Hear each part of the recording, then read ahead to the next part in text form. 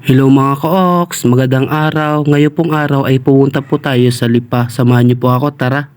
Dahil nga ho, bigla-bigla ako napapunta din ay ipapahinang kung aking silver ay naputol na ho, ay bibili na rin ho kami ng aming kagamitan. Ay utoy, deserve mong maghiwalay o hindi puro trabaho, gumala ka rin. Yun.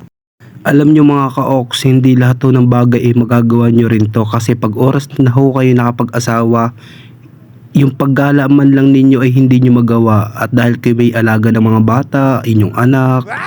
Kaya nga ho, sabi nga ho habang binata pa kayo, enjoy nyo na ang buhay kasi pag oras kayo may asawa na, patay kayo sa inyong misis. Bale mga ka-oks, andito na nga po pala tayo sa may pahinangan sa may jewelry.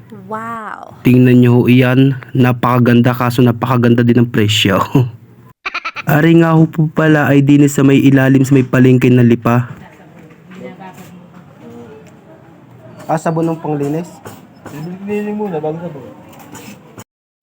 Kung kayo naman po pala ay magpapalinis o magpapaayos, dyan po kayo pumunta sa Grimars. Pinelex ko na rin po dahil solid po ang pagkakatrabaho at pagkakagawa sa inyo. Ay siya, may pumukaw sa aking paningin, tara sa ukay-ukay.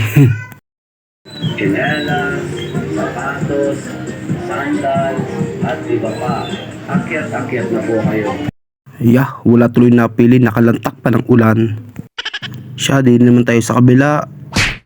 Kayo ga mga ka-oks ay gawain din ito. Yung tingin ng tingin, wala namang pambili.